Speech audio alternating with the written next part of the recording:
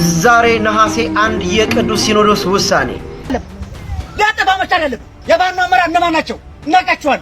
ማትረቡ አትረቡም። ሁለት ስህተቶችን እንነጋገር። የዘመን ካህናት የሚሰራቸው አንደኛ ተክሊል የሚደረስ ቅኔ ማለት ላይ አይደለም፣ ስህተት ነው። አዲስ አበባ በረራ አይደለችም። አዲስ አበባ ፍንፍኔ አይደለችም። ከባድ መሳሪያ ማስረከብ አለባቸው ተባለ። አላስረከቡም። ያስረከቡት የተበላሸ ያንተ ወንድም ጭቃ ውስጥ ሲሞት የባለስልጣን ልጅ ግን አውሮፓ ውስጥ ናይት ክለብ ላይ ናቸው።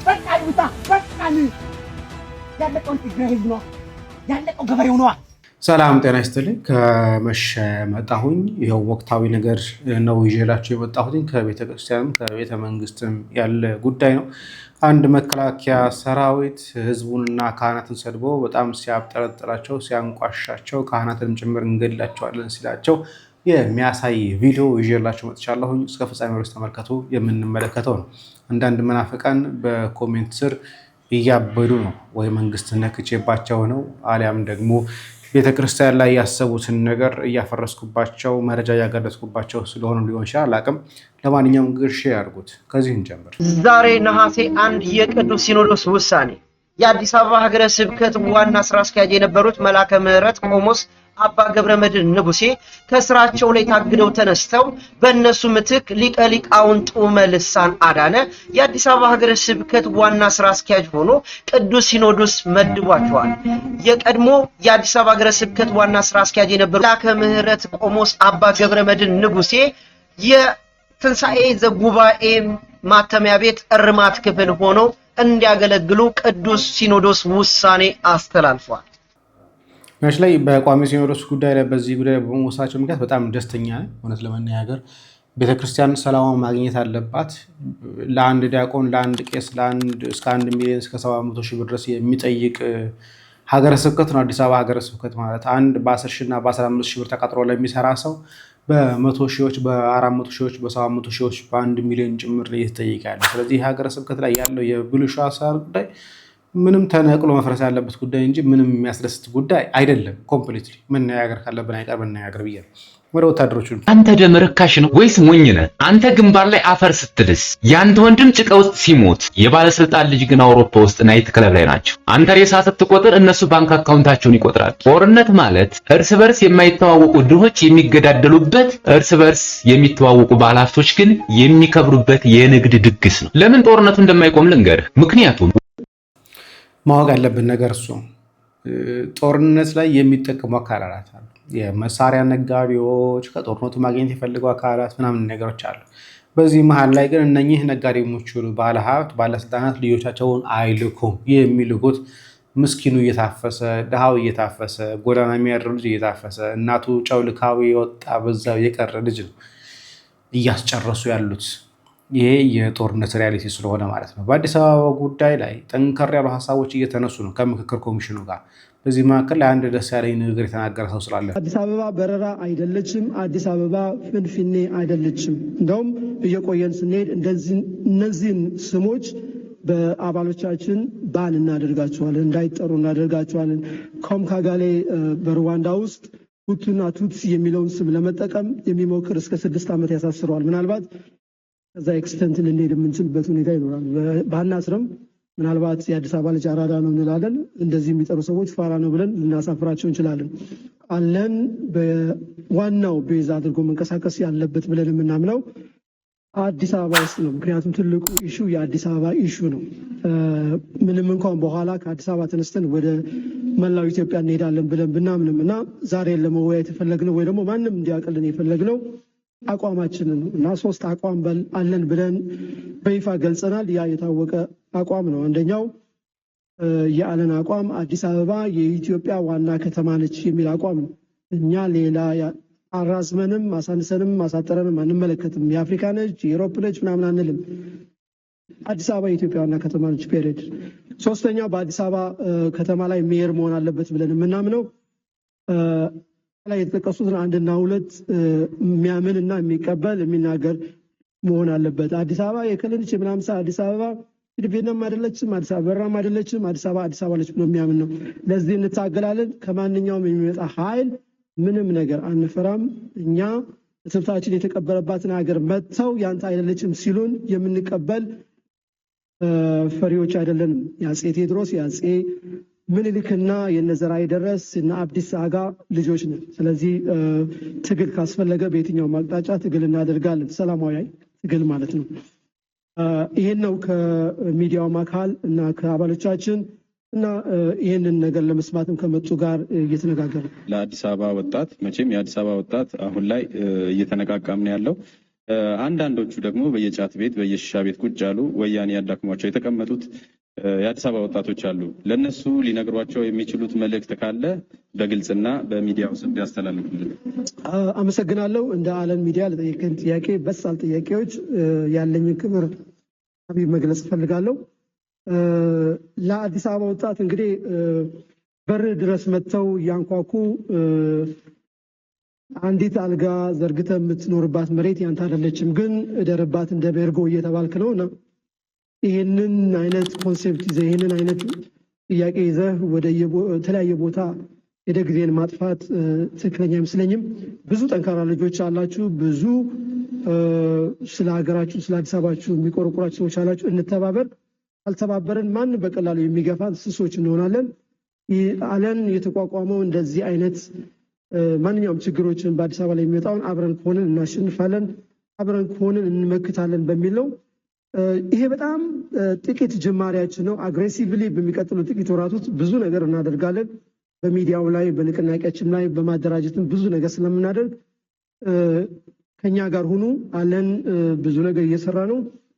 አብረን ከተማችንን ሀገራችንን እንታደግ ስል ጥሪ እናቀርባለን።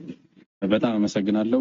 ተከበሩ ክቡር ዶክተር መኮንን ብሩ በሰጡን አስተያየት የዛሬ ደጃችን ካልጸዳ እናመሰግናለን። በቃ እንደዚህ አይነት ቆፍጣና አካላት በነገራችን ላይ በቤተክርስቲያናችን ውስጥ ቢኖር ኖሮ በጣም ብዙ ነገሮችን ማስከበር እንችል ነበር። በጣም ብዙ ነገሮችን መለወጥ እንችል ነበር። አዲስ አበባ ላይ የተያያዘው በዚህ ወጣች አላቅም የቁጥር ብልጫ ጉዳይ ሊኖር ይችላል። ቀን ለመጀመሪያ ቪዲዮችን ላይ እናነሳው የተለያየ ጉዳዮች የብልጫ ጉዳይ ሊኖረው ይችላል። ያ ነገር ተጽዕኖ ሊያሳድር ይችላል።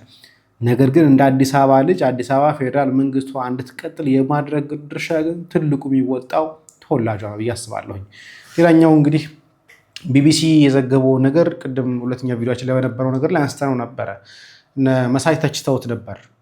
ታዲያ ቢቢሲ ከለቀቀው ቅንጭብ ያለች ቪዲዮ ላሰማ። ከባድ መሳሪያ ማስረከብ አለባቸው ተባለ፣ አላስረከቡም። ያስረከቡት የተበላሸ እንትን እኔም በቴሌቪዥን እንዳየ ነው ደብቀው አሁን ታንኮችንና አየር መቋሚያ ያወጡ እያሳዩ አይደለም። ስለዚህ ቲፒኤልኤፍ መሳሪያውንም አላስረከበም። የቲፒኤልኤፍ ሃርድኮር አለ። እነዚህ ሰላምን አይፈልጉም።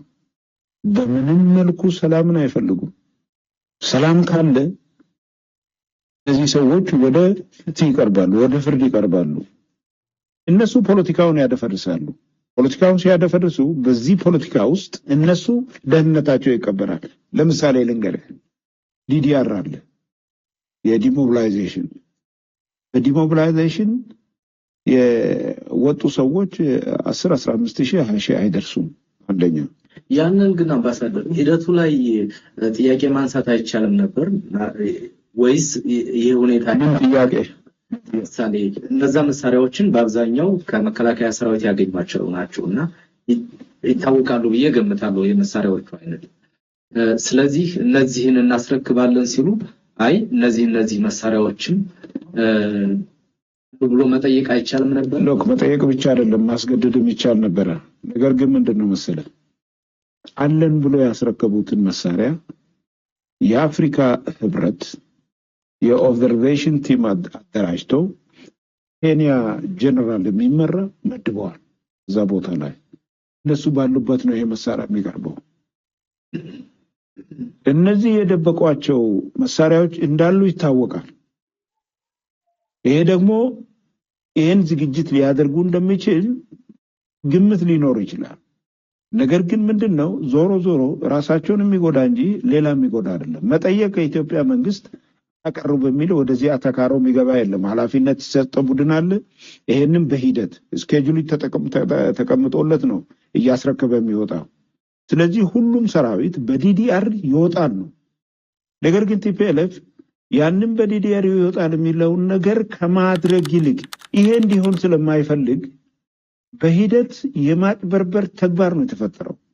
ይሄ ኦብዘርቭ ሊያደርጉ የተመደቡትን በትክክለኛ ቦታ እየሄዱ ኦብዘርቭ እንዳያደርጉ ተደርጓል። የኢትዮጵያ መንግስት እኮ በፕሪቶሪያ ስምምነት መሰረት መያዝ ያለበትን ቦታ እኮ አልያዘም።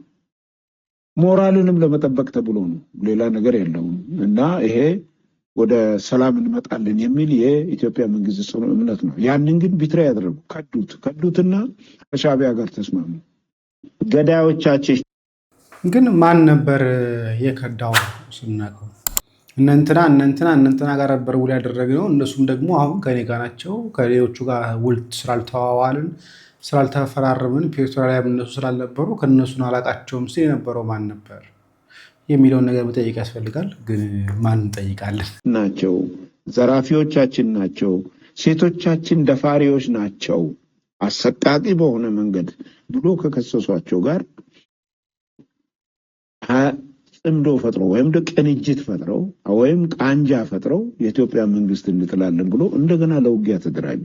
ስለዚህ የፕሪቶሪያ ስምምነት የኢትዮጵያ መንግስት እንደውም ማድረግ መያዝ የሚገባውን ቦታ ሳይ ለነሱ አድቫንቴጅ የሰጠ ጦርነቱ ሳያልቅ ያ የተፈናቀለው ህዝብ ወደ ቦታው እንዲመለስ ምግብ እንዲያገኙ ለህዝብ የላከ እነሱ አቶ ጌታቸው ረዳን ሲያባርሩ እሺ ማን ይሆናል ተብሎ ደሰው ወረደን ቦታው ላይ ያስቀመጠ ፍላጎታቸውን ጠብቀው ይኖራል። ስለዚህ መተማመኑ የተፈጠረው ወዲያው ነው ማለት ነው። ምክንያቱም ዲዲአር የተጀመረው የፕሪቶሪያ ስምምነት በተፈረመ በወራት ውስጥ ነው። የቲፒኤልኤፍ አለመታመን መሳሪያ በማስከበር ባለማስከበር አይደለም። ቲፒኤልኤፍ መጀመሪያውኑ የሚታመን ድርጅት አይደለም። ቲፒኤልኤፍ የማይታመን ድርጅት የሆነበት ምክንያት ምንድነው? 21 ዓመት ሙሉ እንደ ባሪያ ሲያገለግለው የነበረውን ሰራዊት የራሱን ጓደኛ አብሮ ተኝቶ በአንድ ቀን ሌሊት ማረዱ ነው። ከዚህ በላይ ቲፒኤልኤፍ እድሜ ልክ ማንም የማያምነው ድርጅት ነው። ነገር ግን እንግዲህ ሁላችንም ሰምተናል። ስንት ሺህ ከ600 እስከ 1 ሚሊዮን ወጣቶች አልቀውብናል ብሎ ነው የተናገሩት። ይሄ ሁሉ ወጣትን ያስጨረሰ ጋንግ የቲፒኤልኤፍ ጋንግ መሪ አሁን በፕሪቶሪያ ስምምነት እምነት ተጥሎበት ይሄን ይፈጽማል የሚል ጅል የለም በኢትዮጵያ። የኢትዮጵያ መሪዎችም አመራሩም የሰራዊቱም እንደዚህ አይነት የሚጃጃሉ አይደለም። ነገር ግን ጉዳዩ የአፍሪካ ህብረት ሁለት ስህተቶችን እንነጋገረው የዘመን ካህናት የሚሰሯቸው መጀመሪያ ተዋውለው ድርጊቱን ከፈጸሙ በኋላ እንዳልሆነ እንዳሰቡት ሳይሆንላቸው ሲቀር ተመልሰው ሚዲያ ላይ የሚያለቅሱ ነገር ያሳዝናል። ጨከን ያለውን በጣም መጥፎውን የሆነ የመከላከያ ንግግር ከማየታችን በፊት አንድ ነገር መታረም አለበት ብሎ ያሰበው ሁለት ነገሮችን በግልጽ አንስቷል። መምህራችን ዲያቆን ወርዳውስ አበበ ነው። ስሙና ሻረው ሁለት ስህተቶችን እንነጋገረው የዘመን ካህናት የሚሰሯቸው አንደኛ ተክሊል የሚደረስ ቅኔ ማህሌት ላይ አይደለም፣ ስህተት ነው። ተክሊል ቅኔ ማህሌት ላይ አይደለም። የቅኔ ማህሌቱና የሴቶች መቋሚያ የመቋምን መጋጠሚያው አለ አይደለም፣ መጋረጃ ያለበት ተናገሩ እንጂ እዚያ ላይ መጋረጃዋ በስስ ትገለጣለች። የምትገለጠው ለጠረጴዛውና ለዙፋኑ ማስቀመጫ ያክል ብቻ ነው። ሴቲቱ ሙሽራ በሴት ወገን ነው የምትቀመጥ፣ ከመጋረጃው በስተቀኝ ከመንጦላይቱ። ወንዱ በቅኔ ማህሌቱ አቅጣጫ። እንዲያውም አባቶቻችን ብዙ ጊዜ በዚያኛው ነው የሚያደርጉት፣ ግን ደቡብ ይላል ፍትሐ ነገሥት ላይ። በነገራችሁ ላይ ቅኔ ማህሌቱ ደቡብ ነው ምዕራብ ነው? ተናገሩ እንጂ ምዕራብ ነው። ደቡብ ማለት የሴቶች መቆሚያ ነው። መቋማ አንስት ጫፉ፣ የመቋማ አንስት የኛው ጫፍ ለቅኔ ማህሌቱ የሚቀርቡ አቅጣጫ ነው። እዚያ ላይ አስቀምጧቸዋል። የሴቲቱ ሚዜዎች የት ነው የሚቀመጡ? በሷ በስተቀኝ ስለሆነ ሴቶች ጋር ናቸው። የወንዱ ሚዜዎችሳ በወንድ ናቸው። ከዚያ ቅዳሴ ሲጀመር መጋረጃው ይጋረዳል። ራሳቸው ሙሽሮች እንኳን ጎን ለጎን ቆመው ማስቀደስ አይችሉም። እንዴ ሴትና ወንድ አንድ ላይ? የት መጽሐፍ ላይ የተገኘ? ፍትሐ ነገሥት ይላል አይልም? ፍትሐ ነገሥት ምንድን ነው የሚለው? እንደው እንደው ቅርብ ቢኖር ገልጬ ባነብላችሁ በወደድኩ ነበር። አንቀጽ 24 ላይ ምንድን ነው የሚለው? በሚቆርቡ ጊዜ እንኳን ጎን ለጎን እንዳይቆርቡ ተከልክሏል። ታዲያ እንዴት ይሁን ቢባል ካባውን እንግዲህ ተክሊል የሚደርስ በሁለት ካባ አይደለም በስንት ካባ ነው ንገሩኝ? ኧረ በሞቴ በስንት አክሊል ነው የሚደረስ? አናገሩ በስንት ቀለበት ነው የሚደረስ? አንድ እኮ ነው የሚደረሰው። በነገራችን ላይ ይሄ ሁለት ቀለበት የሚባለው ነገር አሁን የመጣ ነገር ነው። አንድ ቀለበት ቤተልሔም ላይ ያለ ቀለበት አለ፣ ትልቅ ቀለበት ነው። ሁለቱ ቀለበት ለሁለቱ ሙሽሮች አንድ ቀለበት ነው የሚደረግላቸው። ከዛ ስርዓት መጨረሰ በኋላ ያ ቀለበት ይወሰዳል። እንደዛ ነበር ስርዓት። አሁን ላይ ሁለት ቀለበት እየተደረገ ያለው ለሚስትም አንድ ለባል በአንድ እየተደረገ ያለው እንጂ በስርዓተ ቤተክርስቲያን መሰረት ቤተልሔም ላይ እንትን ምረው ነው የቅድስት ማስቀመጫው ላይ አለ አንድ ቀለበት አለ፣ ትልቅ ቀለበት ነው ለሁለቱም የሚደረገው። እሱ በስራ ሆኖ ነው ካባውን እሱ ይቁረብበትና ይላል ይላክላት በስፍራዋ ተቆረበበት እንጂ ጎን ለጎን ቆሞ ማስቀደስ የለም።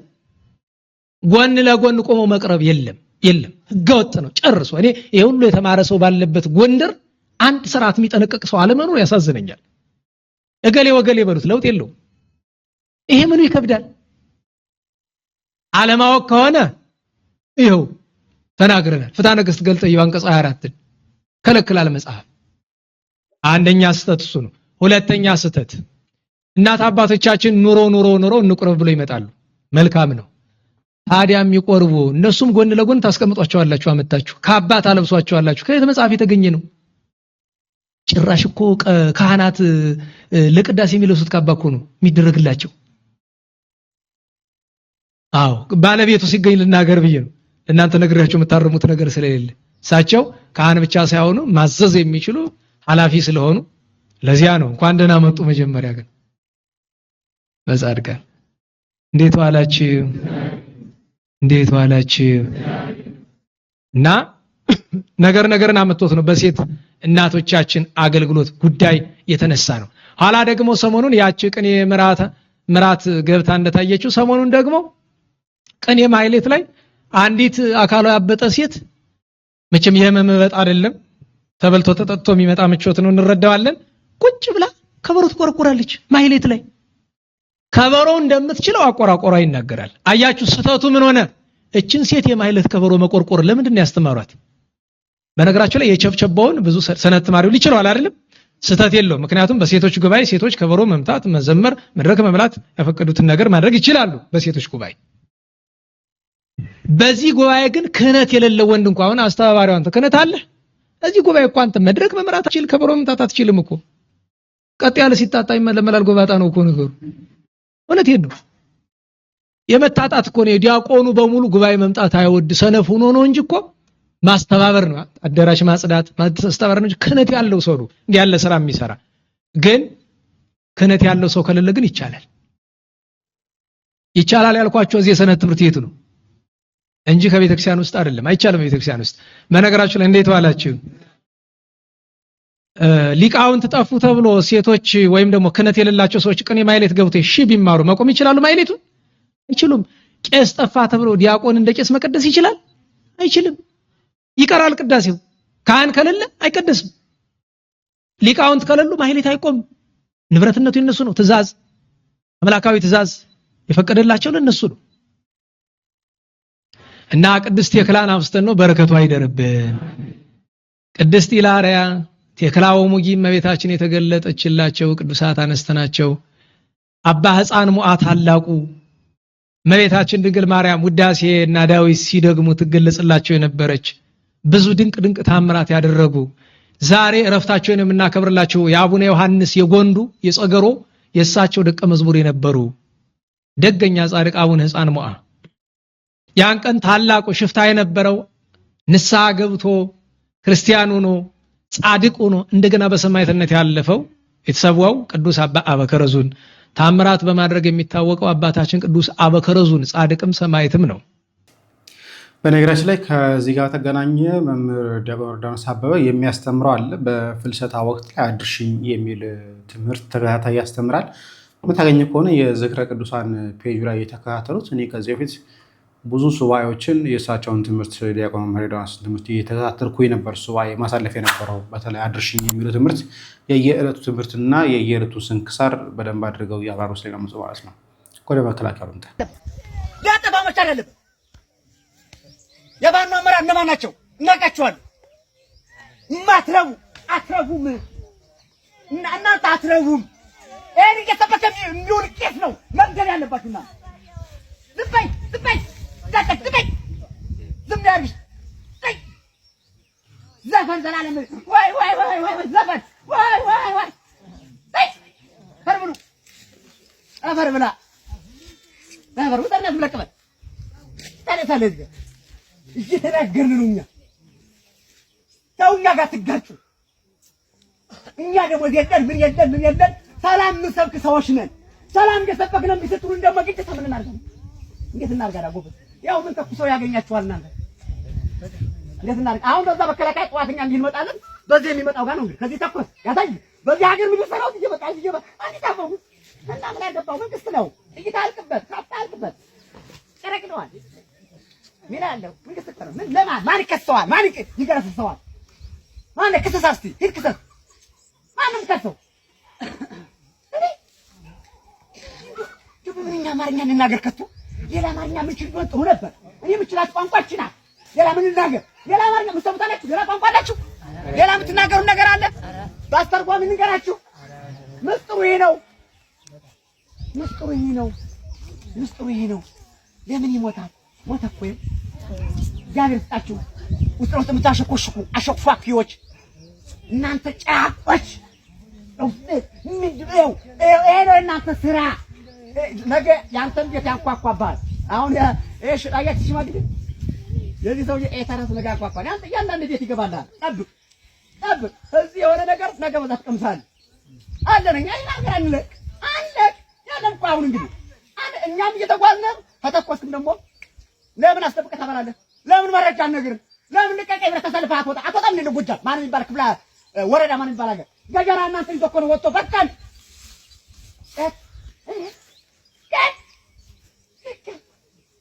የትግራይ ህዝብ እኮ ሆ ብለው በቃን ይሄን ፖለቲካ በቃ አንፈልግም ብሎ እኮ ነው ይሄ ትግራይ ህዝብ። አንተ ልጅ ሊጠራው ልጅ አንተ ገብረ ልጅ አንተ ጌታቸው ረዳን ጠይቁ። ጌታቸው ረዳን እኔ ፖለቲካ አመራር ነኝ። ገብረ እንትና ጀነራል ጻድቃን ጠይቁ። ሰሞኑን ሰምታችኋል። ሰሞኑን የትግራይ ሰምታችኋል። አንተ ልጆቻችን አንተ በደካማ ውጭ ነን ከቤት አንተ ገብረጦርን ጠይቁ። ገብረጦር ፖለቲካ መሪ ነኝ። ጻድቃን ጠይቁ። ጻድቃን ደግሞ ዋሪ የምላል ያው ቢሻንተ በተጠርፍ አይደለም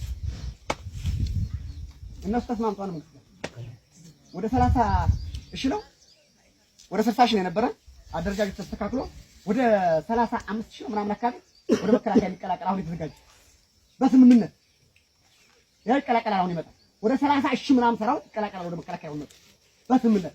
በቃ ይውጣ በቃን። ያለቀው ትግራይ ህዝብ ነው። ያለቀው ገበሬው ነው። ያለቀው አቅመ ደካማው ነው። ያለቀው ይሄ ነው። አንተ ደግሞ የማይረባ ይሄ ሱሪኑ አስተካክሎ የማይለብስ ሌባ መንግስት ቢሆን ፋኖ የጣርማው ብርጌድ ፋኖ መብረቁ አቤት መብረቅ ባበላል መብረቅ ናቸው። ወገናቸውን በማስገደል መብረቅ ናቸው።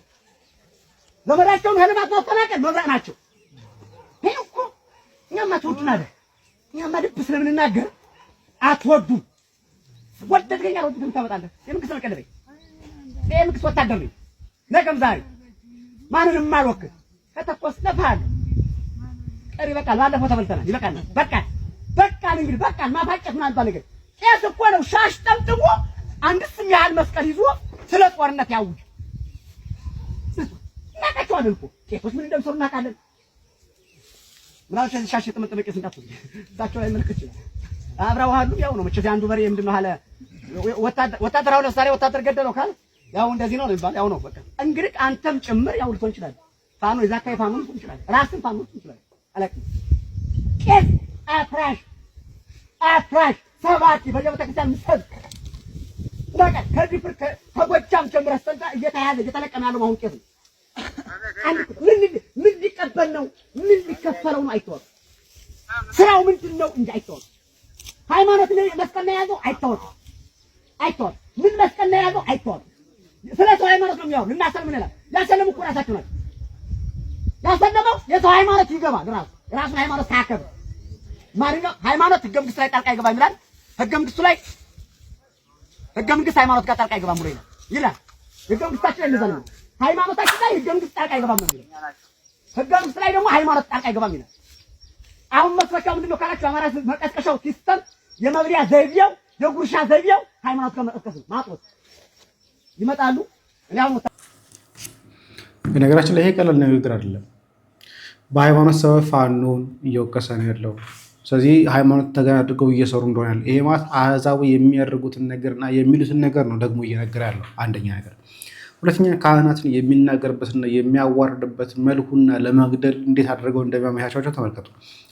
ካህን መነኩስ እንትን ትሆን ይችላል፣ ፋኖ ትሆን ይችላል። ስለዚህ የሆነ ጊዜ ልልህ ይችላል፣ ልገልህ ይችላል እያለ እየነገራቸው በግልጽ እየነገራቸው ስለዚህ አላምንህም እያለ ነው ያለው። እኔ ኦርቶዶክስ ነኝ ብሎ ደግሞ አሁን ደግሞ ማዕተቡ ሊያሳይ ነው። ይኸው መስቀል አለ። መስቀል ያ እንጃ የገበሬ ልጅ ነው። ገበሬ ነው ያደኩት እዚህ አባቴን ያደኩት። ይኸው ያ እንደዚህ ነው ማሰረ እንደዚህ ያሳደገኝ እንደዚህ ነው ማርጋት። አንተ ያህል መስቀል እዚህ ይደረጋል። አፈው ተይዞ ቤተክርስቲያን ሲገቡ ነቀስ የመስመር ይለቃሉ። በስመ አብ ወወልድ ወመንፈስ ቅዱስ ይባላ መስፈከው ሲገባ እና ታዲያ ይሄን እግዚአብሔር ካልተቆጣ አላላ እንዴት ያለ በውሸት ቤተክርስቲያን እየተሰበከ ቤተክርስቲያን እኮ አታብሉ። ውልቅ አድርጋችሁ አጥባችሁ በኦሞ አጥባችሁ በእንትን አጥባችሁ ወደ ቤተክርስቲያን ትላለች። መጀመሪያ ውስጣችሁ ነው ልታጥሙ ይችላል። ውስጥ ንጠብ። አሁን አማራ ክልል ያለ ጉድ ኧረ እኛን አዳምጡ። ኧረ እኛን አዳምጡ። ከትግራይ ተማሩ። ኧረ ትግራይ ህዝብ ተማሩ። ኧረ ትግራይ ህዝብ ተማሩ። አማራ ህዝብ ታንኩን ሙሉ ቀብረው፣ መድፉን ቀብረው፣ ስንቱን ቀብረው ለ28 ዓመት መርተው ለ30 ዓመት አሽከርክረው ሁሉን ነገር በእጃቸው ይዘው ስልጣን ይዘው ጀረናሩን ይዘው ኮነነሩን ይዘው ምኑን ይዘው መርተው አልጠቀማቸው። ጠቀማቸው እንዴ? ጠቀማቸው። ሰብከው አስጨርሰውት ቁጭ አሉ። ባድማ አድርገውት ቁጭ አሉ። ትግራይ የአማራ ዘዘያ አይማርም። አትማሩም ወይ? ይጠቅማችኋል፣ ያዋጣችኋል። ታዋጣችሁ ይሄው መቼም ድንኳን እየዘረጋችሁ ነው ያላችሁ። ድንኳን እየዘረጋችሁ ትኖራላችሁ። ከዛ ውጭ መንግስት ግን በዚህ እንደማይወርድ መኑ። ኪስን መሙሊያ አማራ ምንድነው የሆነው? አሁን ኪስ መሙሊያ። ቄሱም ኪሱን እየሞላ ነው የሚውለው። ሲሰብክ ይውላል፣ ኪሱን ነው የሚሞላ። ሌባው ምንድነው የሚሞላው? ኪሱን ነው። እነ ደረጀም ናቸው ነው የሚሞሉ፣ ኪሳቸውን ነው። እናውቃለን። እነ ደረጀ መንግስት ነው አይመሩም። ደረጀ ሰው ገሎ ነው መንግስት የሚሆነው። ሳይማር ነው መንግስት የሚሆነው። ተምረህ መንግስት ሳትማር ብሎ በዘራፍ በወኘ ዘራፍ በማለት ብቻ መንግስት አይቻልም።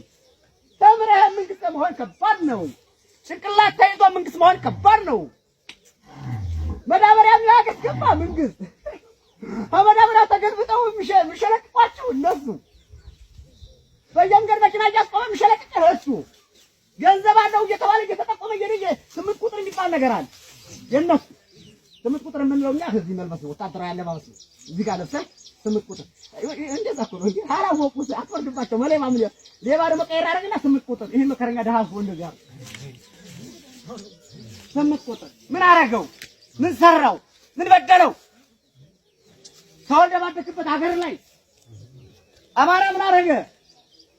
አማራ እያለ እየሰበከ አማራን ያጠፋል።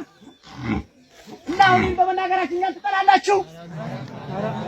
እኛ ምን አረግናችሁ? እባካችሁ አትሙቱ። እባካችሁ ወብላችሁ ውጡ። ሲሆነ ወብላችሁ የሆነ ነገር አድርጉና ሲሆነ ልማችሁ ግቡ። አትሙቱ።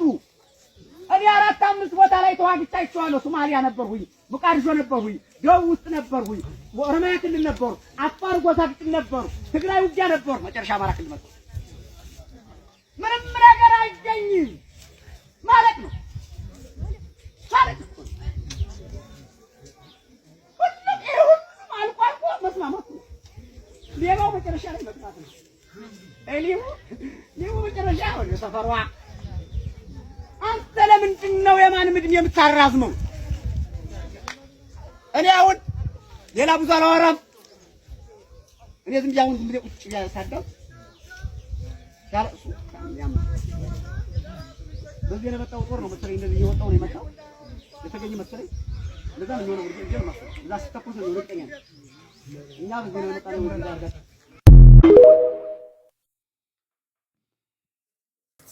በጣም ከባድ ነው። መከላከያ መሮታል።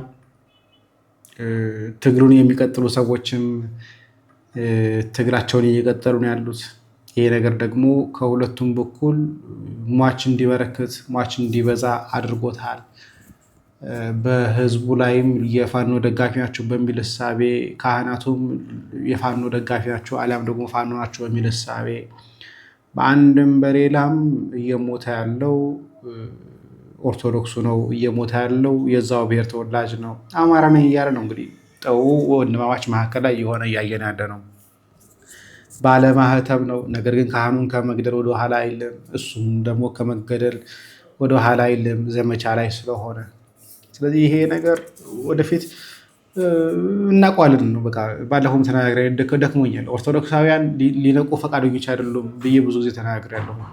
ይህ የምልበት ምክንያት ኦርቶዶክሳውያን በአንድም በሌላም በተለያየ መልኩ ቅነሳ እየተደረገባቸው ነው፣ እያጠፏቸው ነው። ይሄ ደግሞ ሆን ተብሎ የሚሰራ ነው። ኦርቶዶክሳውያንን እንደምንም ተብሎ በተለያየ ቦታ ያለውን ነገር ለመቀነስ፣ ቁጥራችንን ለመቀነስ፣ ፉክክሩን ለማጦፍ በደንብ አድርገው እየቀጠሉበት ነው ያሉት። መድኃኔዓለም ክርስቶስ ይቅረበን እንጂ ከባድ ሁኔታ ያለ ነው። ለማንኛውም ሼር አድርጉት። ትንሽ ደክሞኛል። እኔም እዚያ ላብቃ። ሰላም እግዚአብሔር ከእናንተ ጋር ይሁን። ቸር ቆዩ።